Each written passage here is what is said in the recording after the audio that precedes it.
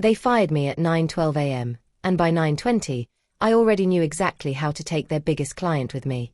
My name's Evan Hale, former senior account strategist at Stratus & More, an elite marketing agency where polished smiles hide shark teeth. And the man who fired me, my boss, Colin Stratus, co-founder and world-class narcissist, used to call me his right hand. But apparently right hands are disposable when they threaten the ego of a man who thinks he owns the air in the room. Colin wasn't always my villain. When I first joined the firm, he actually mentored me, taught me the ropes, trusted me with high-value clients, and bragged that I had instincts you can't teach. I believed him. Worse, I admired him. Then came Apex Technologies, the $300 million account everyone at the agency would kill to manage. And I was the one who landed them. Me, not Colin. The CEO, Marla Vance, said she liked how I listened more than I talked, the opposite of Colin. She said I understood her vision in a way no one else at Stratus & More did. From that moment on, the dynamic shifted. Colin stopped saying my name in meetings. He started correcting me in front of junior staff. He began copying himself on all my emails for visibility. Every success of mine became his achievement. Every delay or obstacle was suddenly my fault. The man who once praised my initiative now accused me of sloppiness, overthinking, and finally, his favorite, wasting time. Still, I never thought he'd actually fire me. I was the one keeping the Apex relationship alive. I was the one pulling 60-hour weeks while he charmed investors and practiced his TED Talk voice in the office mirrors. We had built something together, or so I thought. But that morning, he called me into the glass conference room, the one positioned so the entire floor could watch, and made it official. "Evan, this just isn't working anymore," he said, steepling his fingers like a discount movie villain. "Your inefficiencies have become a liability." Inefficiencies. That was new. Not a single warning. Not a single write-up. Just a clean cut, delivered with the smug relief of a man removing a pebble from his shoe. I remember staring at the skyline behind him, the city I'd helped build campaigns for, feeling the ground shift beneath me. The junior staff whispered outside the glass. Colin's smile widened, just a bit too satisfied. And as security walked me to the elevator, my phone buzzed in my pocket. A single message. From Marla Vance. "Call me. Now." A chill slid down my spine. Something was very, very off. The elevator doors slid shut, sealing me away from the glass fish tank of humiliation upstairs. I finally pulled out my phone. Marla's message glowed on the screen like a flare in the dark. "Call me. Now." I hesitated. My hands were actually shaking. Getting fired was bad enough, but having the CEO of a $300 million client text me within minutes? That wasn't normal. Not unless something else was going on. I stepped outside into the cold air, dialed her number, and braced myself. She picked up on the first ring. "Evan. What happened?" Her voice was sharp. Too sharp. "I just got an email from Colin saying you resigned abruptly." My stomach tightened. Resigned. That wasn't a mistake. That was a rewrite. "He fired me," I said. 10 minutes ago. For wasting time." There was silence on the other end. Thick, furious silence. "That's interesting," she finally said. "He told me yesterday you were being reassigned because your performance was slipping." A cold pressure grew behind my ribs. Colin had been laying the groundwork. And I never saw it. "This doesn't make sense," I muttered. "Why wouldn't he say anything to me?" "Because, apparently," she said, "you've also been ignoring my calls." I stopped walking. "Marla, you haven't called me in over a week." "I called twice." "He returned both calls on your behalf." Red flag. No, blazing, siren flashing, billboard-sized red flag. Colin had been answering her calls, pretending to smooth things over, pretending to speak for me. But why? Why replace his most valuable strategist on their crown jewel account? Marla exhaled sharply. "Meet me for lunch tomorrow. We'll talk then. Just don't disappear." I hung up, feeling the world tilt sideways. Looking back, I should have realized the signs had been there for months. But when you're drowning in 60-hour weeks, even giant red flags start looking like decorative banners. Like the time Colin asked me to forward all Apex-related documents to his private Gmail for backup. Or the way he'd close his office door and take calls that went silent whenever I walked by. Or the unexplained budget reviews on Apex reports that he'd handle personally. He'd been building a narrative, and I'd been too exhausted to question it. And then there was the favoritism. His nephew, Griff, a marketing intern who spelled campaign with a K, had been invited into every high-level meeting for learning exposure. Meanwhile, I was told to manage deliverables from the hallway. But the moment that kept replaying in my mind was 2 weeks before the firing. Colin standing behind me, hand on my chair, voice low. "You're spending too much time developing relationships, Evan," he'd said. "Clients don't need you to be their friend. They need us to look in control. Us. Not you. Not the agency. Us." As if the Apex account belonged to him personally. The more I replayed everything, the more something ugly began to take shape, something I hadn't wanted to see. By the time I got home that evening, one thought had carved itself into my skull. Colin didn't fire me because I was wasting time. He fired me because I was in the way. Of what? I still didn't know. But I was about to find out. I barely slept that night. Every time I closed my eyes, flashes from the past few months snapped together like pieces of a puzzle I never realized I'd been assembling. The secret calls. The sudden performance concerns. The fake messages on my behalf. The obsessive control over Apex documents. It was all pointing somewhere dark. By the time I met Marla for lunch the next afternoon, my stomach was a knot of nerves. She was already seated, tapping her nails against a glass of water like someone who'd been forced into patience for too long. "Sit," she said. "We need to talk." I did. And her first words hit harder than Colin's firing ever could. "Evan, did you know Colin approached us last week with a restructuring proposal?" My pulse thudded. "What kind of restructuring?" "One that removes you entirely from the Apex account." She paused, letting that sink in. "He insisted you were burning hours, missing deadlines, and costing the company money. He said you'd grown unreliable." I felt the air empty from my lungs. "That's a lie," I whispered. "All of it." "I know." Her eyes softened, just slightly. "But there's something worse." "Worse." She slid her tablet across the table. On the screen was an internal memo, one I'd never seen, on Stratus and More letterhead. "Effective immediately, all Apex Technologies communications will be handled solely by Colin Stratus.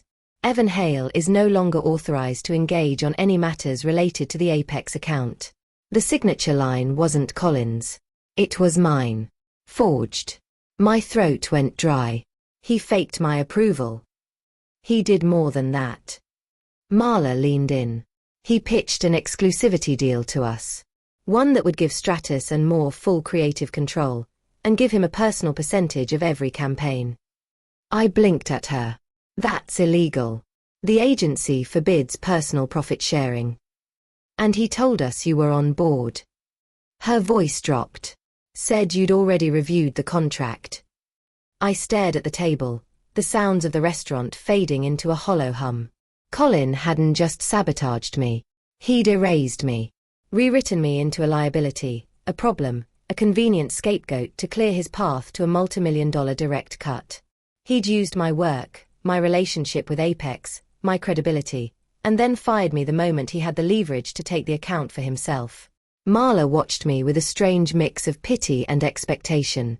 "So tell me, Evan, what exactly is going on at that agency?" My eyes burned. Rage, betrayal, disbelief, all crashing together at once. "I don't know," I said. "But he's been planning this for months." Marla nodded slowly, almost thoughtfully. "Then we need to decide something. Colin wants full control of Apex. But I'm not convinced he's the one we should trust." Her gaze sharpened. "I want to understand your next move." My next move.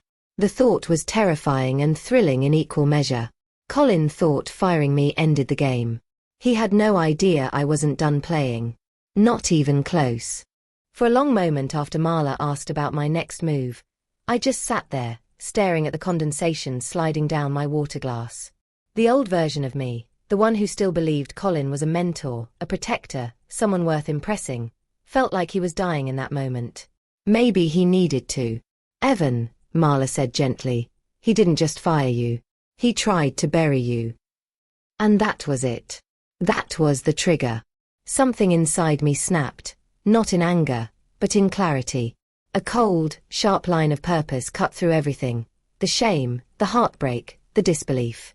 All of it narrowed into a single truth. Colin had stolen my career, my credibility, and the client relationship I'd built from nothing.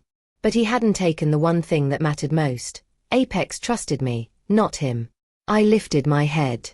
No, I said quietly. He didn't bury me. He freed me. Marla raised an eyebrow. That's not the reaction I expected.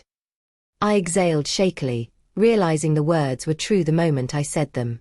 All those months of him hovering over my work, discrediting me, claiming my ideas were his, turning my wins into team efforts. He hadn't been guiding me, he'd been containing me, making sure I never outgrew the box he needed me in. And now that he'd kicked me out, I finally saw what the box looked like from the outside. He fired me because he thought I was powerless without him, I said, feeling heat rise through my chest. But Apex was never his account. It was mine. He used me until he figured out a way to cut me out and cash in. Marla nodded grimly. He expected you to roll over. That's the problem. I leaned back, the first real breath of confidence filling my lungs. He's never seen me angry. He's never seen me loose. And he's definitely never seen me fight. Marla watched me for a long, measuring moment. Evan, if you're serious about not letting this go, you need to understand something. Apex can't work with Stratus and Moore under Colin's terms. But we also can't be caught in the crossfire of an internal war.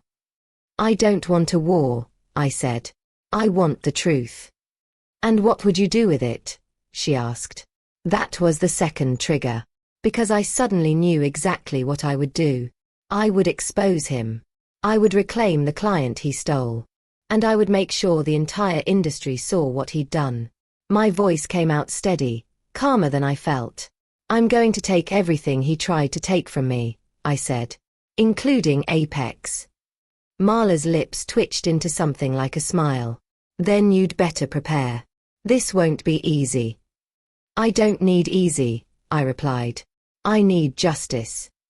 But even as I said it, something darker, fiercer stirred inside me. Justice. Or revenge. I wasn't sure I knew the difference anymore. And by the time I left the restaurant, one thing was undeniable. I was done being the hero of Colin's story. It was time to become the threat in his. My plan didn't look like a Hollywood heist. It looked like a spreadsheet, a handful of coffee stains, and a phone that never stopped buzzing. Secure the evidence I already owned. I spent the next 48 hours in a tiny rented office across town, pulling every draft, version history, and email thread I had with Apex out of old drives and cloud folders. Campaign decks with my notes in the margins. Time-stamped Slack exports. Early proposals that matched Apex's talking points verbatim. Anything that showed my fingerprints on the account, not just in the final product, but in the messy, human way the work had actually been made. Marla agreed to be discreet but decisive. She instructed her legal counsel to place an internal hold on any contract changes and to put a freeze on payments until we could verify signatures and approvals. I sent a plain email, not a threat, just facts and dates, to 2 senior members of Stratus and Moore's IT team, asking for metadata on the forged memo. If Colin had faked my signature, he'd left a trail. I didn't know how deep he'd dug, only that I needed the logs before he realized we were looking. I started quietly talking to people who'd been at the meetings. The junior creatives who remembered a throwaway line I'd made, the account coordinator who'd left a folder on my desk, Griff the intern who tended to overshare when he felt important. Some were afraid, some were loyal, a couple were angry enough to help. Nothing public. Nothing dramatic. Just small confirmations. Yeah, Evan wrote that, when stitched together, would be hard to dismiss. Colin still thought he was in control. He'd already scheduled a strategic announcement at next week's industry luncheon, a staged victory lap where he planned to present the Apex exclusivity as a done deal and announce new creative leadership. He'd invited journalists. He'd ordered champagne. He was going to make it real by spectacle. So we built a quiet counterweight. We arranged a private audit request from Apex to be executed the morning of the luncheon, a routine check, nothing public, but one that would require Colin to produce the signed authorization he'd claimed was mine. If he couldn't, or if the metadata proved the signature forged, the story would shift from his press release to his culpability. Everything depended on timing and one last piece of proof, a recorded conversation, something explicit where Colin either admitted his plan or instructed someone to falsify documents. I didn't have it. Not yet. Every call, every meeting, every late-night message felt like a countdown. Colin strutted around the office like a man who'd already cashed the check. I watched him from the margins, his smiles, his staged confidence, and pretended I was folding under the weight of it. Inside, I wasn't folding. I was sharpening. 2 nights before the luncheon, I opened my inbox and found a single unread email with a subject line that made my stomach drop. We need to talk. Urgent. Colin Stratus. My thumb hovered over it. If it was what I hoped, it would finish the puzzle. If it was a trap, it could ruin everything. I tapped open the message, and the words inside made my hands go numb. The email from Colin was just one line. We need to align our narratives before the luncheon. My office. 8 a.m. Narratives. Not facts, not truth. Narratives. It was the confirmation I needed. At 7:58 a.m., I walked into Stratus and Moore for the first time since being fired.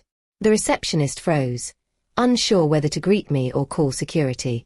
Before she chose, Colin swung open his office door with the smug charm of a man convinced the world bent for him. Evan, he said, spreading his arms.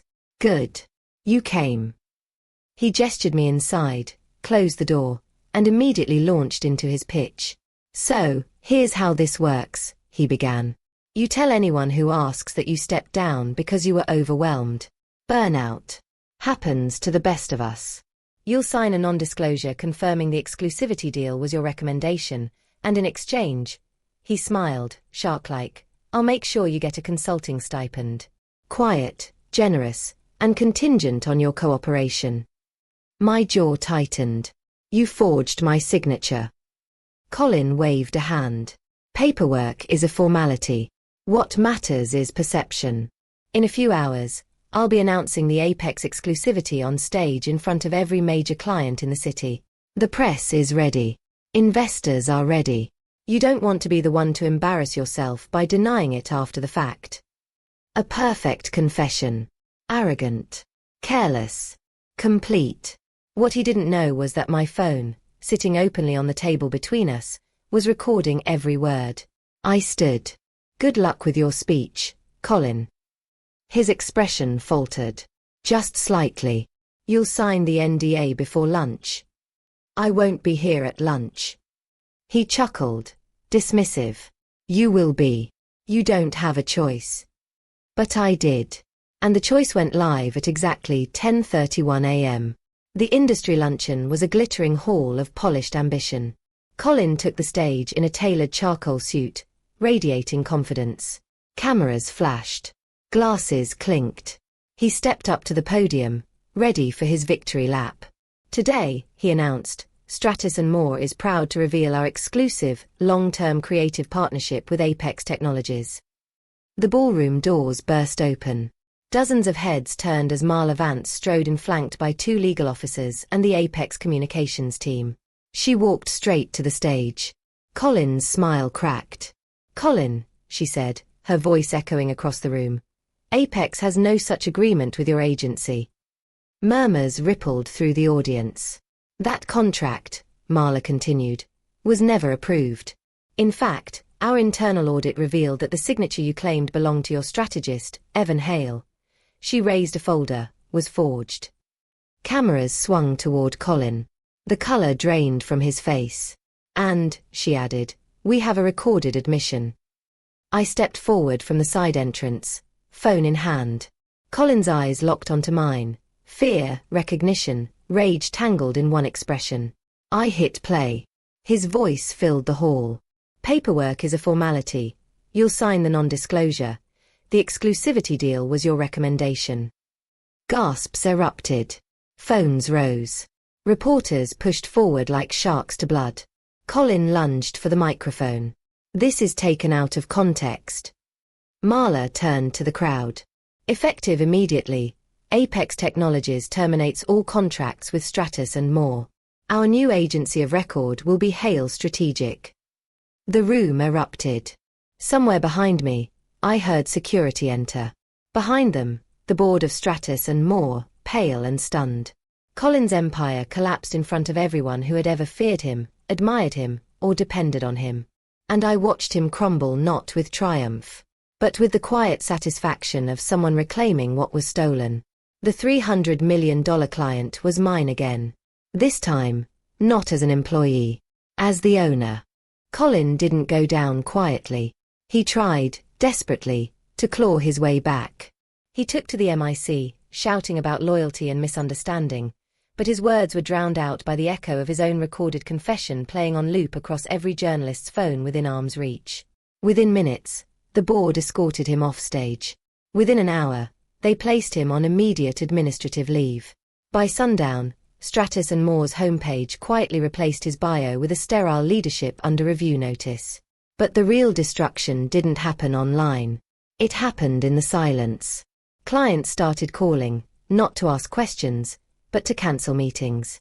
Former employees posted anonymous stories confirming Colin's patterns: control, manipulation, ego disguised as mentorship. The board couldn't contain the fallout. They couldn't spin it. They couldn't bury it. Stratus and Moore had built an empire around Colin's charisma. One lie cracked the foundation. The truth turned it to dust. Meanwhile, my life moved in the opposite direction, fast.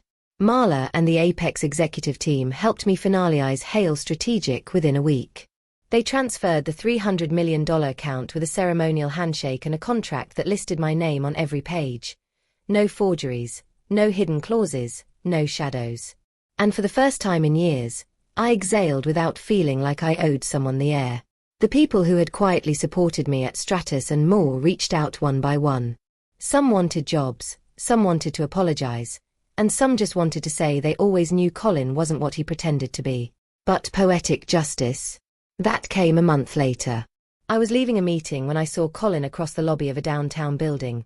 Rumpled suit, no entourage, no confidence left to disguise the hollowness. He froze when he saw me. For a moment, he looked like he wanted to say something. An excuse, maybe, or an accusation. Instead, I gave him the same polite nod he used to give me when he pretended I didn't exist. Except now, I meant it. Because he wasn't my mentor anymore. He wasn't my boss. He wasn't even my enemy. He was just a man standing in the remains of his own making. As I walked past him toward the elevator, the thought hit me with quiet, perfect satisfaction. He fired me for wasting time. So I took the one thing he could never afford to lose. If you're still here, tell me something. Have you ever been blindsided by someone who pretended to be on your side? Drop your story in the comments. I read every single one. And if you want more stories of revenge, justice, and rising from the ashes, make sure to like, subscribe, and turn on notifications.